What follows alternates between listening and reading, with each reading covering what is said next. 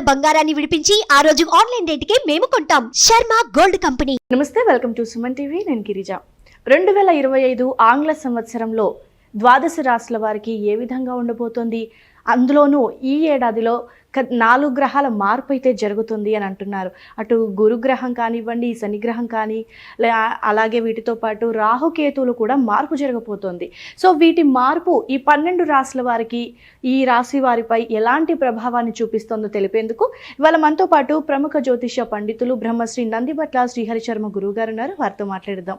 గురువుగారు నమస్కారం. వాగర్థ వివ సంపృక్తౌ వాగర్థ ప్రతిపత్తయే జగతః పితరౌ వందే పార్వతీ పరమేశ్వరౌ. సదాశివసమారంభాం శంకరాచార్య మధ్యమాం అస్మదాచార్య పర్యంతం వందే గురు పరంపరాం. ఆదిత్యాయ చ సోమాయ మంగళాయ బుధాయ చ గురుశుక్రశనిభ్యశ్చ రాహవే కేతవే నమః. శృంగేరి జగద్గురు పీఠాధిపతులకి, కంచి పీఠాధిపతులకి నమస్కారములు తెలియచేసుకుంటూ కార్యక్రమాన్ని ప్రారంభిద్దాం. గురుగారు, 2025 ఈ ఆంగ్ల సంవత్సరానికి సంబంధించి ధనుస్సు రాశి వారికి ఏ విధంగా ఉండబోతోంది అంటారు? ముందుగా వీక్షించేటువంటి సుమన్ టీవీ ప్రేక్షకులకి మనవి, ఇప్పుడు మనం చెప్పుకోబోయేటివి 2025 సంవత్సరంలో ఉండేటువంటి ద్వాదశ రాశుల వారికి సంబంధించినటువంటి మంచి చెడు విషయాల గురించి ఏ విధంగా ఉండబోతుంది. అయితే చాలామందికి ఒక సందేహం రావచ్చు, రాశుల ఫలితాలు అనేటువంటివి ఉగాది టు ఉగాది కదా మనం చెప్పుకునేది, మన సాంప్రదాయం. మన సాంప్రదాయాన్ని విడనాడి ఈ కొత్త సాంప్రదాయం ఏంటి, మనది కాని ధర్మాన్ని ఎందుకు మీరు ఈ విధంగా చెప్తున్నారు అనే ఆక్షేపణ కూడా ప్రేక్షకులు తెలియజేస్తారు. అయితే ఇక్కడ ధర్మం అంటూ ఒకటి ఉంటుందండి, శాస్త్రం అంటూ ఒకటి ఉంటుంది. మనకేం చెప్పబడుతుంది, ప్రపంచమంతా ఒకటి నమ్మింది అని అంటే అది ధర్మము శాస్త్రమై కూర్చుంటుంది. కాబట్టి ప్రపంచమంతా కూడా నూతన సంవత్సరంగా జనవరి 1 నుంచి డిసెంబర్ 31 వరకు పరిగణనలోకి తీసుకుంటున్నాయి. అయితే మనము కూడా అదే బాటలో, అంటే ఇక్కడ ఏంటి, ఆంగ్ల నూతన సంవత్సర భావంగా తీసుకొని ఫలితాలు చెప్తున్నాం అంతే తప్ప విశ్వావసు నామ సంవత్సరంలో వచ్చే విశ్వావసు నామ సంవత్సరానికి సంబంధించినటువంటి విధంగా చెప్పట్లేదు. జనవరి 1వ తారీఖు నుంచి డిసెంబర్ 31వ తారీఖు వరకు ఉండేటువంటి గ్రహస్థితిని దృష్టిలో పెట్టుకొని 12 రాశుల వారికి ఏ విధంగా ఉండబోతుందో విషయాలే తెలుసుకుంటున్నాం. మళ్ళీ మన సాంప్రదాయం ప్రకారం ఉగాది సందర్భంగా వచ్చే విశ్వావసు నామ సంవత్సరంలో 12 రాశుల వారికి ఉగాది టు ఉగాది సంబంధించినటువంటి శుభ అశుభ ఫలితాల గురించి మళ్ళీ మీ ముందుకు వచ్చే ప్రయత్నం చేస్తాను. ఇప్పుడు చెప్పబోయేటువంటి మాత్రం కేవలం ఆంగ్ల నూతన సంవత్సరంగా అనగా 2025 సంవత్సరంలో జనవరి 1 నుంచి డిసెంబర్ 31 వరకు మాత్రమే ఉండగలిగేటువంటి ఫలితాల గురించి చెప్పేటువంటి ప్రయత్నం చేస్తాను. కాబట్టి ఈ చిన్న గమనికని మీరు గమనించవచ్చని చెప్తున్నాం. ధనుస్సు రాశి వారికి జనవరి 1 నుంచి డిసెంబర్ 31వ తారీఖు వరకు 2025 సంవత్సరంలో ఏ విధంగా ఉండబోతుందో తెలుసుకునే ముందు గ్రహ సంచారం తెలుసుకుందాం. మే 9వ తారీఖు వరకు గురువు వృషభ రాశిలో, తదనంతరం 9వ తారీఖు నుంచి మే నెల నుంచి మిథున రాశిలోకి గురువు సంచారం, అలాగే సెప్టెంబర్ 28 నుంచి నవంబర్ 11 వరకు కర్కాటకంలో, మళ్ళీ నవంబర్ 12 నుంచి డిసెంబర్ 28 వరకు అదే కర్కాటకంలో గురుడు వక్రీకరించి ఉండడం. ఇక తదుపరి గమనించుకున్నట్లయితే 16వ తారీఖు ఏప్రిల్ వరకు శని కుంభరాశిలో సంచారం చేస్తుండడం, 16 ఏప్రిల్ నుంచి అక్టోబర్ 19 వరకు మీనరాశిలో, అలాగే ఈ మధ్యలో జూలై 8 నుంచి అక్టోబర్ 9 వరకు మీనరాశిలోనే శని వక్రీకరించి స్థితి పొంది ఉండడం. ఇక అక్టోబర్ 10న గురువు శని భగవానుల వారు కుంభంలో వక్రీకరించి స్థితి పొంది ఉండడం. ఇక గమనించుకున్నట్లయితే రాహుకేతులు 15 మే వరకు రాహువు మీనరాశిలో, కేతువు కన్యారాశిలో, 16 మే నుంచి కేతువు సింహరాశిలో, రాహు కుంభరాశిలో. ఇక మిగతా కుజ, రవి, శుక్ర, బుధ ఈ సంబంధించినటువంటి గ్రహాలు వాటి యొక్క గమనాల ప్రకారము సంచరిస్తూ ఉంటుంటాయి. అయితే ఈ యొక్క ధనుస్సు రాశి వారికి ఏ విధంగా ఉండబోతుంది అనేటువంటి విషయాన్ని కనుక గమనించుకున్నట్లయితే ఈ సంవత్సరం ధనుస్సు రాశి వారు ముఖ్యంగా గురుబలం అత్యధికంగా ఉన్నటువంటి జాతకులుగా చెప్పవచ్చు.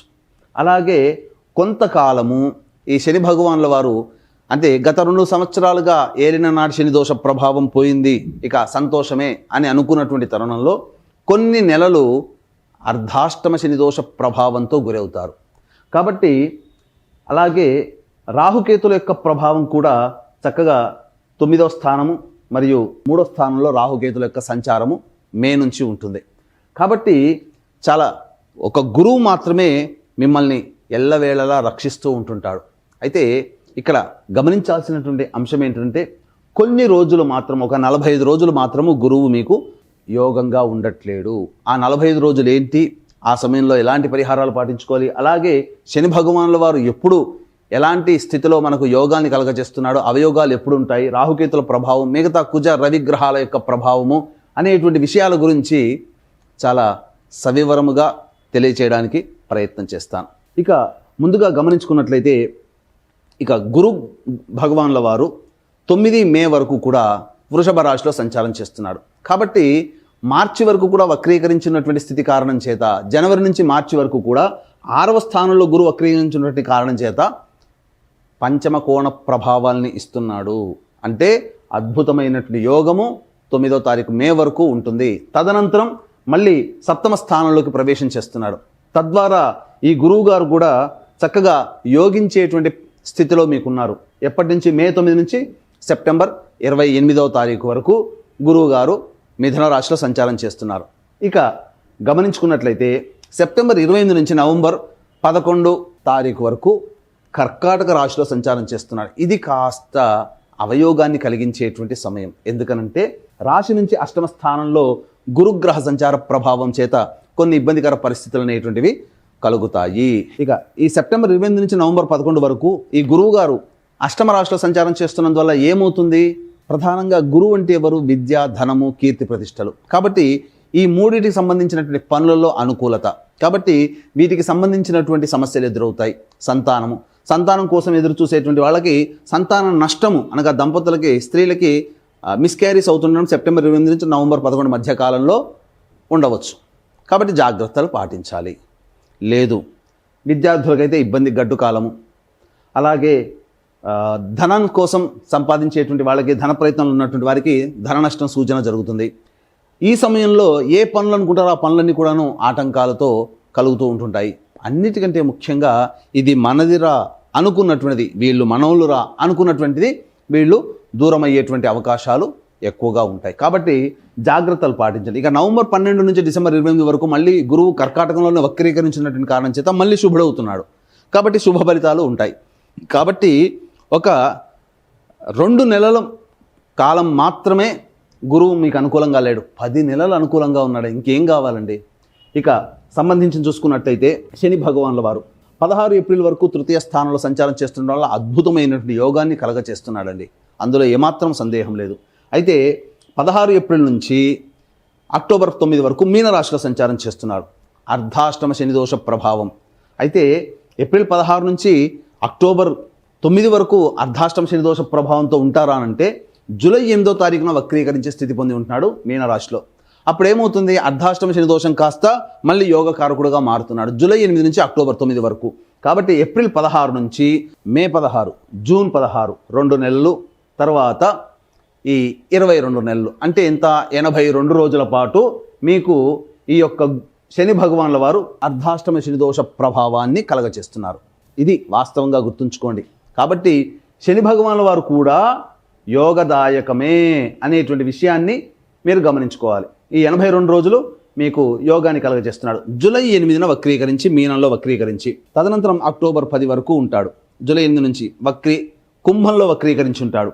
అప్పుడేమవుతుంది? విచిత్రంగా మళ్ళీ ధనుసు రాశి వారికి కుంభంలో అక్టోబర్ 10 నుంచి నవంబర్ 26 వరకు, అంటే దగ్గర అక్టోబర్ అంటే దగ్గర 30-46 రోజులు కుంభంలో వక్రీకరించినటువంటి కారణం చేత మళ్ళీ ఏలిన నాడు శని దోష ప్రభావాన్ని గురవుతుంటాడు. కాబట్టి చూసుకున్నట్లయితే ఈ యొక్క శని ప్రభావం అనేటువంటిది మీకు ఏప్రిల్ 16 నుంచి జూలై 8 వరకు, మళ్ళీ అక్టోబర్ 10 నుంచి నవంబర్ 26 వరకు అర్ధాష్టమ శని, ఏలిన నాడు శని దోష ప్రభావాన్ని కలిగి ఉంటాడు ఈ యొక్క శని భగవానుల వారు. తద్వారా ఏమవుతుంది? విచిత్రంగా కొంత ఇబ్బందికర పరిస్థితులు అనేటువంటివి కలుగుతున్నాయి. కాబట్టి ధనుసు రాశి వాళ్ళు చాలా కేర్ఫుల్గా ఉండాలి. చెప్పినటువంటి సమయంలో అర్ధాష్టమ శని మరియు ఏలినాడు శని దోషం ఉన్నటువంటి సమయం ఏదైతే ఉందో ఆ సమయంలో కష్టాలు అనేటువంటివి కలుగుతాయి. ఇక రాహుకేతుల గురించి చూసుకున్నట్లయితే 15 మే వరకు రాహు చతుర్థంలో, దశమంలో 15 మే వరకు కేతు ఉంటాడు కన్యా రాశిలో. 15 మే నుంచి అనగా 16 మే నుంచి కుంభరాశిలోకి రాహు ప్రవేశించగానే రాహు శుభుడవుతున్నాడు. 9వ స్థానంలో కేతు కూడా ఉన్నటువంటి కారణం చేత ధనుసు రాశి వారికి కేతు కూడా శుభుడవుతున్నాడు ఇక్కడ. తద్వారా ఏమవుతుంది? యోగించేటువంటి స్థితిగతులు ఉంటాయి. కాకపోతే తండ్రి గారి ఆరోగ్యం పట్ల శ్రద్ధ వహించాలి. అలాగే విదేశీయానగా దూర ప్రాంత ప్రయాణాలు చేసేటప్పుడు కూడా అక్కడ దూర ప్రాంతంలో ప్రత్యేక శ్రద్ధలు తీసుకుంటేనే నిలవగలుగుతాము అనే విషయాన్ని గుర్తుపెట్టుకోవాలి. ఇక తర్వాత చెప్పొచ్చేది ఏమిటంటే, ఈ యొక్క ధనుస్సు రాశిలో జన్మించినటువంటి ఉద్యోగస్తులు, కేంద్ర రాష్ట్ర ప్రభుత్వ ఉద్యోగస్తులకైతే చక్కగా ప్రమోషన్స్తో కూడుకున్నటువంటి బదిలీలు అనేటువంటివి జరుగుతాయి. ఇక ప్రైవేట్ రంగంలో ఉన్నటువంటి వారికి ఖచ్చితంగా బాధ్యతతో కూడుకున్నటువంటి ప్రమోషన్స్ అనేటువంటివి వస్తాయి. ఇక అన్నిటికంటే ప్రధానంగా గమనించుకున్నట్లయితే నిరుద్యోగస్తులకి ఉద్యోగం లభించి తీరుతుంది. ఈ యొక్క ధనుసు రాశిలో జన్మించినటువంటి రాజకీయ నాయకులకి చక్కగా ప్రజాదరణ కలిగినటువంటి పదవి లభిస్తుంది. నామినేటెడ్ పోస్టులోనే ఉంటారు. లేదా ప్రజారంజకంగా ఈ ఆల్రెడీ ధనుసు రాశిలో ఉన్నటువంటి నాయకులు ప్రజలతో మమేకమైపోయి ప్రత్యేక గుర్తింపుని తెచ్చుకుంటారని చెప్పవచ్చు. ఈ యొక్క ధనుసు రాశిలో జన్మించినటువంటి ఈ యొక్క సినీ రంగ ప్రముఖులు కావచ్చు, కళారంగంలో కావచ్చు, 24 ఫ్రేమ్స్లో వర్క్ చేసేటువంటి వాళ్ళు కావచ్చు, మీడియా రంగం వాళ్ళు కావచ్చు, సోషల్ మీడియా కావచ్చు, ప్రింటింగ్ అండ్ ఎలక్ట్రానిక్స్ మీడియా రంగంలో ఉన్నటువంటి వాళ్ళు కావచ్చు, వాళ్ళకందరికీ కూడాను అద్భుతమైనటువంటి యోగదాయకమైనటువంటి ఫలితములు ఉంటాయి. అధిక సంపాదన ఈ సంవత్సరం వారికి ఉండబోతుంది. తద్వారా కొత్త కొత్త ప్రాజెక్టులు అనేటువంటివి సైన్ చేస్తారు. తద్వారా డబ్బు వస్తుంది, ప్రజాదరణ కూడా పెరుగుతుంది. ఇక అన్నిటికంటే ప్రధానమైనటువంటిది రెస్టారెంట్ బిజినెస్ నడిపేవాళ్ళు, ఫుడ్ ప్రాసెసింగ్ ఎఫ్ఎంసీజీ రంగంలో ఉన్నటువంటి వాళ్ళు, అలాగే జనరల్ స్టోర్ సూపర్ మార్కెట్లు నడిపేటువంటి వాళ్ళు, ఎడ్యుకేషనల్ బిజినెస్లో ఉన్నటువంటి వాళ్ళు, అలాగే ఈ సంబంధించినటువంటి జ్యువెలరీ రంగంలో ఉన్నటువంటి వాళ్ళు, తీర్థయాత్రలు చేసేటువంటి వ్యాపారస్తులు, అలాగే పూజా స్టోర్స్ నడిపేటువంటి వాళ్ళు, వీళ్ళకందరికీ కూడా అత్యంత శుభదాయకమైనటువంటి గౌరవప్రదమైనటువంటి సంపాదన ఉంటుంది. వ్యాపార విస్తరణ చేసుకుంటారు, అధిక ధనాదాయాన్ని పొందుతారు. ఇక ఈ ధనుసు రాశిలో జన్మించినటువంటి రైతులైతే 2 పంటలు కూడా అధికంగా లాభాలు వస్తాయి. అధిక దిగుబడి కలిగినటువంటి పంటలనే వీళ్ళు ఎంచుకుంటారు. తద్వారా రైతులకి ఈ సంవత్సరం శుభదాయకంగా ఉంటుందని చెప్పవచ్చు. ఇక ముఖ్యంగా విద్యార్థులకి కోరుకున్నటువంటి విద్యాలయాల్లో ప్రవేశం అనేటువంటిది ఈ గ్రహాల యొక్క ప్రభావం వలన కలుగుతుంది. అలాగే ఈ సంబంధించినటువంటి చూసుకున్నట్లయితే ఈ జూలై 8వ తారీఖు నుంచి అక్టోబర్ 10వ తారీఖు వరకు ఉన్నటువంటి సమయంలో వీరు విద్యార్థులు విదేశీయానం చేసేటువంటి ప్రయత్నాలు యోగిస్తాయి. ఇక గమనించుకున్నట్లయితే ధనుసు రాశిలో జన్మించినటువంటి లాయర్లు కానీ, లేకపోతే ఎలక్ట్రానిక్స్ అండ్ కంప్యూటర్ రంగంలో ఉన్నటువంటి వాళ్ళు కానీ, సాఫ్ట్వేర్ వ్యాపారస్తులు, ఉద్యోగస్తులు, వీళ్ళకందరికీ కూడాను చక్కటి ఆదాయం కలిగినటువంటి జీవన విధానము ఉంటుంది. ఈ ధనుసు రాశిలో జన్మించినటువంటి వాళ్ళకి స్టీల్ రంగం కానీ, ఎడిబుల్ ఆయిల్స్ రంగంలో కానీ, తోలు చర్మ వ్యాపారస్తులు ఎవరైతే ఉంటారో వాళ్ళకందరికీ కూడాను ఏప్రిల్ 16 వరకు అద్భుతమైనటువంటి యోగ కాలము. మళ్ళీ జూలై 8 నుంచి అక్టోబర్ 10వ తారీఖు వరకు కూడా యోగ కాలమే. ఈ యొక్క 2 కాలాల్లో సంబంధించినటువంటి చెప్పినటువంటి వృత్తులు ఉన్నవాళ్ళు మంచి శుభ ఫలితాలు అనేటువంటివి పొందుతారు. ఇక గమనించుకున్నట్లయితే ఈ యొక్క సంబంధించినటువంటి ధనుసు రాశిలో జన్మించినటువంటి వారు స్పెక్యులేషన్ రంగంలో ఉన్నటువంటి వారికి అధిక ధనాదాయము వచ్చి తీరుతుంది. అందులో సందేహం అంటూ ఏమీ లేదు. అయితే నిరుద్యోగస్తులకి ఏ సమయంలో ఉద్యోగం లభించబోతుంది అన్నప్పుడు ఫిబ్రవరి 11 నుంచి మార్చి 12వ తారీఖు వరకు ఉన్నటువంటి కాలంలో ఈ సంవత్సరంలో వారికి ఉద్యోగం లభిస్తుంది నిరుద్యోగస్తులకి. లేదా ఈ యొక్క ప్రమోషన్స్ లిస్టులో ఫిబ్రవరి 11 నుంచి మార్చి 12 వరకు ప్రమోషన్స్ లిస్టులో ఉంటారు. ప్రమోషన్స్ వస్తాయి ఉన్నటువంటి ఉద్యోగస్తులకి. అయితే ఇంకా మే 13 నుంచి జూలై 14వ తారీఖు వరకు ఉన్నటువంటి సమయం ఏదైతే ఉంటుందో అద్భుతమైనటువంటి సమయముగా చెప్పవచ్చు ఈ యొక్క సంబంధించినటువంటి రాశిలో జన్మించినటువంటి వారు. ఇక గమనించుకున్నట్లయితే ప్రధానంగా అక్టోబర్ అనగా సెప్టెంబర్ 16వ తారీఖు నుంచి నవంబర్ 15వ తారీఖు వరకు ఉన్నటువంటి కాలం కూడా మీరు విదేశీయానం చేసేటువంటి పరిస్థితులు గోచరమవుతున్నాయి ఉద్యోగస్తులకైతే. అనగా దూర ప్రాంత బదిలీలు కానీ, ప్రమోషన్స్తో కూడుకున్నటువంటి బదిలీలు కానీ ఈ యొక్క సెప్టెంబర్ 16 నుంచి నవంబర్ 14వ తారీఖు వరకు ఉంటుందని చెప్పవచ్చు. ఇక అన్ని విధాలుగా చూసుకున్నట్లయితే ఈ యొక్క రాశిలో జన్మించినటువంటి స్త్రీలు ఎవరైతే ఉంటారో వాళ్ళకి కుటుంబంలో గౌరవ మర్యాదలతో కూడుకున్నటువంటి జీవన విధానం ఉంటుంది. మీ మాటకి విలువ ఇస్తారు. స్థిర చరాస్తులు అనేటువంటి కొనుగోలు చేస్తారు. బాధ్యతల్ని నెత్తి మీద వేసుకుంటారు. తద్వారా మీరు ఆ బాధ్యతల్ని నెరవేర్చుకోవడం కోసం కష్టాలు పడక తప్పదు. కాబట్టి కష్టం ఉంటుంది. అయితే ఆరోగ్య సమస్యలు అనేటువంటివి కనుక చూసుకున్నట్లయితే ప్రధానంగా ఈ యొక్క సంబంధించినటువంటి జనవరి 21వ తారీఖు వరకు ఈ రాశిలో జన్మించినటువంటి స్త్రీ పురుషులకి కొంత అనారోగ్య లక్షణాలు అనేటువంటివి ఉంటాయి. అయితే యోగదాయకమైనటువంటి పరిస్థితి ఎప్పుడు ఉంటుంది? జనవరి 21 నుంచి ఏప్రిల్ 1వ తారీఖు వరకు ఉన్నటువంటి సమయము అద్భుతమైనటువంటి సమయం. రియల్ ఎస్టేట్ రంగంలో ఉన్నటువంటి వాళ్ళు అలాగే లాయర్ వృత్తిలో ఉన్నటువంటి వాళ్ళకి అద్భుతమైనటువంటి రాజయోగం కలగబోతుంది. నూతన ప్రాజెక్టులు విస్తరిస్తారు, తద్వారా మంచి జీవన విధానం అనేటువంటిది ఉంటుందని చెప్పవచ్చు. ఇక మళ్ళీ సెప్టెంబర్ 12వ తారీఖు నుంచి అక్టోబర్ 24వ తారీఖు వరకు ఉన్నటువంటి కాలం కూడా లాయర్లు కావచ్చు, రియల్ ఎస్టేట్ రంగంలో ఉన్నటువంటి వాళ్ళు కావచ్చు, ఈ సంబంధించినటువంటి జనవరి 21 తర్వాత నుంచి ఏప్రిల్ 1వ తారీఖు మధ్య చేపట్టినటువంటి నూతన ప్రాజెక్టులు ఏవైతే ఉంటాయో అవన్నీ కూడాను సెప్టెంబర్ 12 నుంచి అక్టోబర్ 24 మధ్యకాలంలో దాదాపుగా పూర్తి చేసుకొని లాభాల బాటల్లో ఉంటారని చెప్పవచ్చు. కాబట్టి మీ మాటకు విలువ పెరుగుతుంది. అన్నిటికంటే ప్రధానమైనటువంటిది జాతకరీత్యా ప్రధానంగా ఈ జూలై 26 నుంచి సెప్టెంబర్ 10వ తారీఖు వరకు ఉన్నటువంటి సమయం ఏదైతే ఉంటుందో ఉద్యోగంలో మార్పులు చేర్పులు చోటు చేసుకుంటాయి. ఉద్యోగంలో మీకు కాస్త అసహనం పెరిగిపోతుంది, కోపం ఎక్కువగా ఉంటుంది. కాబట్టి ఆ సమయంలో లౌక్యంతో ఎదుటి వాళ్ళతో, కుటుంబ సభ్యులతో మీరు వ్యవహరించండి. ఈ విధంగా చెప్పుకుంటే అన్ని రకాలుగా ఈ యొక్క ధనుసు రాశిలో జన్మించినటువంటి వారికి మంచి శుభ ఫలితాలు అనేటివి కలుగుతున్నాయి. ఇక ముఖ్యంగా గమనించుకున్నట్లయితే ఈ యొక్క ఏలిన నాటి శని ప్రభావం ఉండడం, గురువు కూడాను అనుకూలంగా ఉన్న ఒక 2 నెలల పాటు అనుకూలంగా లేకపోవడం, ఇవన్నీ కూడా జాతకరీత్యా కొన్ని రోజులు ఇబ్బందులు పడక తప్పదు. శని భగవాన్ల వారు విచిత్రంగా ఈ ధనుస్సు రాశి వారికి అర్ధాష్టమ శని దోష ప్రభావము, ఏలినాడు శని దోష ప్రభావం సంబంధించి కొన్ని పరిస్థితులు గోచరం అవుతున్నాయి. కాబట్టి అప్పుడు కొన్ని కష్టాలు పడక తప్పదు. కాబట్టి ఇక్కడ చెప్పబడినటువంటిది అంతా కూడాను గొప్పగా ఉన్నటువంటిది ఏదైతే ఉందో అది మీ యొక్క రాశిరీత్యా చెప్పబడేటువంటిది. మీకు గనక ఈ యొక్క ధనుసు రాశిలో జన్మించినటువంటి వారికి వివాహ సంబంధములు నిశ్చయమవుతాయి. ఈ సంవత్సరం చక్కగా వివాహము కుదురుతుంది, అందులో ఏమాత్రం సందేహం లేదు. కాకపోతే ఇక్కడ వివాహం కాకపోయి ఉంటే మీ తల్లిదండ్రుల యొక్క జాతకము, మీ తోడబుట్టిన వాళ్ళ జాతకం కూడా మీ మీద ఇంపాక్ట్ చూపించబడుతుంది. వివాహం అయితే మీ యొక్క భర్త కానీ భార్య కానీ మీ కడుపున పుట్టిన సంతానం జాతకం కూడా మీ మీద ప్రభావం చూపుతుంది, స్త్రీ పురుషులకు ఎవరికైనా. కాబట్టి జాతకరీత్యా అందరికీ మంచిగా ఉండాలి. మీ యొక్క సంకల్పం ఈ సంవత్సరం 2025 సంవత్సరంలో నెరవేరాలి.